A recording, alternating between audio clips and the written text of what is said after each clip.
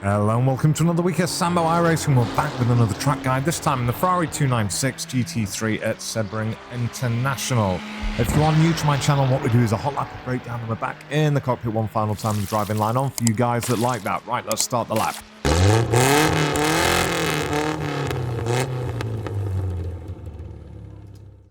Okay, let's start the hot lap.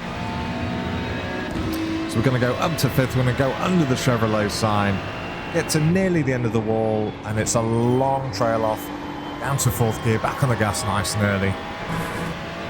Keeping it over to the right-hand side, looking for that three cone, and again trail off all the way down to second. You're probably already aware, but this is a car that really does like trailing off those brakes.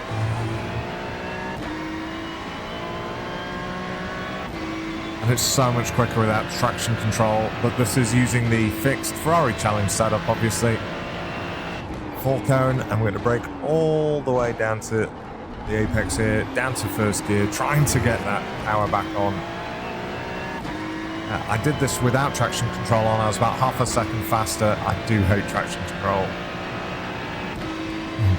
But this obviously, this lap is with traction control on, because that's what we're forced to race with.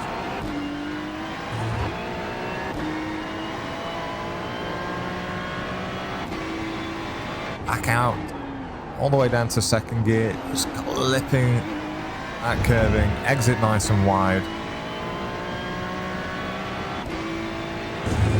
Just going to cut these corners very slightly. It's harder now with the 3D curbs at Sebring. At the three cone, I'm going to go all the way down to third gear here. Back over to left, outside of the track, down to second gear, and smoothly get that power on. Had a little kick of oversteer there. Yeah, everyone's favourite corner, Sunset Bend at Sebring. At the three, we're going to start our turn in, and we're on the brakes for a long time rather than hard here. Down to third gear, back on the gas nice and early. Trying not to get too acquainted with that wall on the left.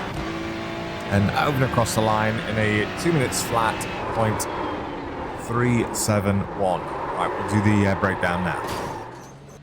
Fear not, we'll charge through this.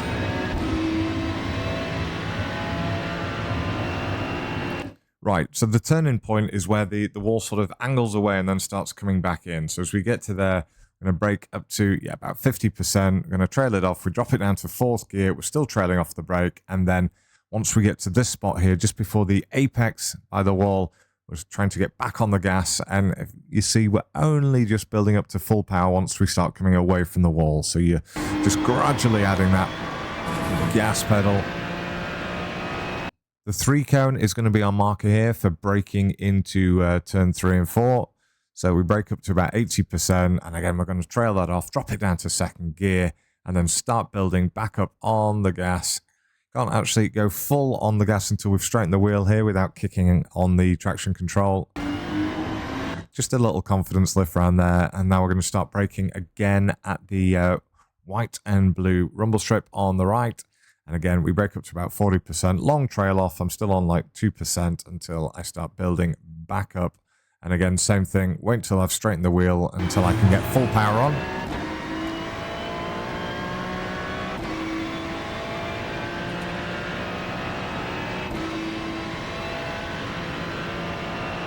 So the 4 cone is going to be our marker. We're just getting on the brake just before that here for the hairpin.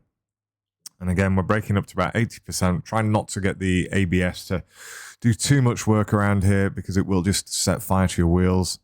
All the way down to first gear, and we start building back up at the apex.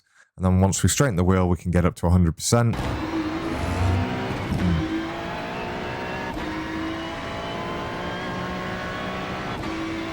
Going to be going down to first gear here again at Cunningham. And our braking marker is going to be between the 4 and the 3. And we brake again up to about 85%. Again, trying to avoid that ABS kicking in.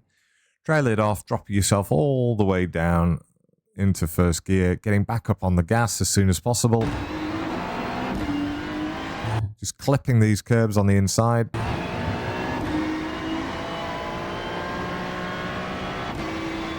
Back out over to the left-hand side of the track here. The 3 marker is going to be our braking mark. And we're going to get on the brakes again up to about 80%, drop it down to third, drop it down to second, trailing off all the way down almost to the apex, trying to get back on the gas as early as possible.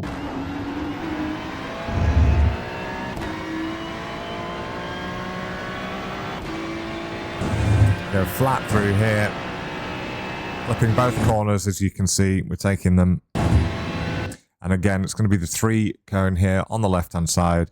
And we're going to be braking again up to nearly 80% this time, dropping it down to 4th, dropping it down to 3rd, getting back on the gas as we leave the rumble strip.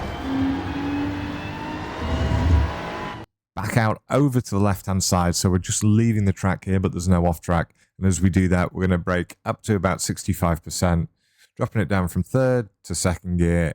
And now we're back on 100% gas at the apex here of turn 16.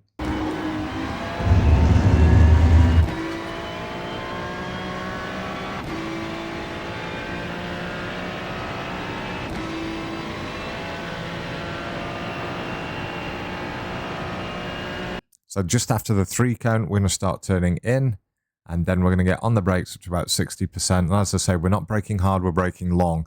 So I've dropped it down to 4th to 3rd. I'm still on sort of 6-7% brake pressure here, just maintaining that balance, making sure that the weight remains over the front wheels so that we can turn this a long corner. And now we start building back up on the gas. I could have maybe gone a fraction earlier, but it was my fastest lap and I wanted to make sure I completed it. Over and across the line, as I say, in a 2 minutes flat, 0.371. Have one final version coming up with driving line on without me talking. Enjoy.